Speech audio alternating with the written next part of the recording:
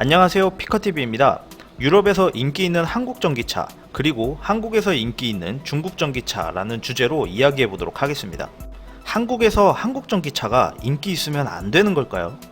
블룸버그 NEF 2019년 전기차 전망 자료에 따르면 2040년에 판매되는 승용차의 57%가 전기차일 것이고 전 세계 승용차 중 30%가 전기차가 될 것이라고 예측하였습니다.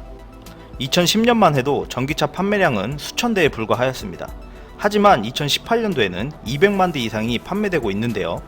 BNEF 자료에 따르면 전기차 시장이 성장할 수 있었던 원동력은 배터리 가격 하락과 배출가스 규제 강화를 이유로 들었고, 실제로도 2010년보다 리튬이온 배터리 가격이 85% 감소했다는 점을 근거로 제시하였습니다. BNEF 공유 이동성 분야 담당자는 차량 공유 서비스 제공업체가 개인보다 먼저 전기차를 선택할 것으로 예측하였는데요.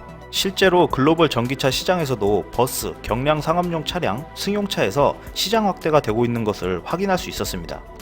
이러한 자료에서 보듯이 한국의 전기차 수출 또한 3년 연속 초고속 성장세를 보이고 있습니다.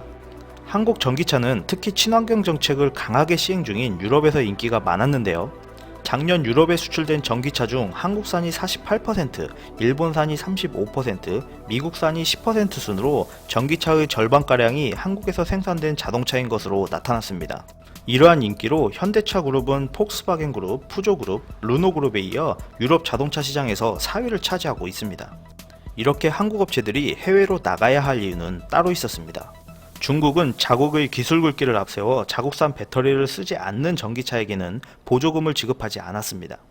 실제로 LG화학과 삼성 SDI 배터리를 장착한 둥평 르노 자동차와 충칭진캉 자동차는 중국 정부의 전기차 보조금 지급 대상에서 제외되었는데요.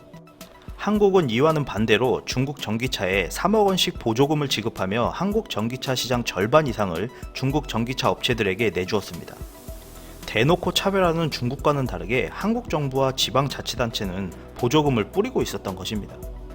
실제로 대전시 전기 시내버스 시범사업 차량으로 BYD 전기버스가 채택되었고, 지난해 강릉에서 평창 동계올림픽 기간에 운행했던 전기차 역시 베이징 자동차 계열사인 포톤이 만든 전기 시내버스였습니다. 서울시 또한 2020년까지 전기버스 700여 대를 노선버스로 공급하기로 한 프로젝트에서 1차 구매 대상으로 중국산 버스 하이거 10대를 구매했다고 전해집니다. 이유는 간단합니다. 경쟁 입찰이라는 이유로 저렴한 중국차를 도입한 건데요.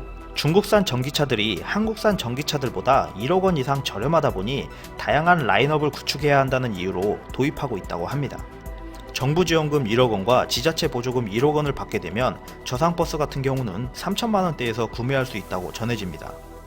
2016년 0%였던 중국산 전기버스 점유율은 2018년 44%까지 상승하였고, 반면 한국산은 100%에서 56%로 하락하였습니다. 가격 경쟁력을 앞세워 중국의 화웨이, DJI, 하이크비전 업체들이 세계를 장악하는 데에는 나름 전략과 이유가 있었을 겁니다. 무조건 싸다고 좋아할 것이 아니라 우리도 보조금 차별화 정책을 통해 국내 산업 보호가 필요해 보이는 시점입니다. 오늘 준비한 내용은 여기까지입니다. 구독, 좋아요 부탁드립니다. 감사합니다.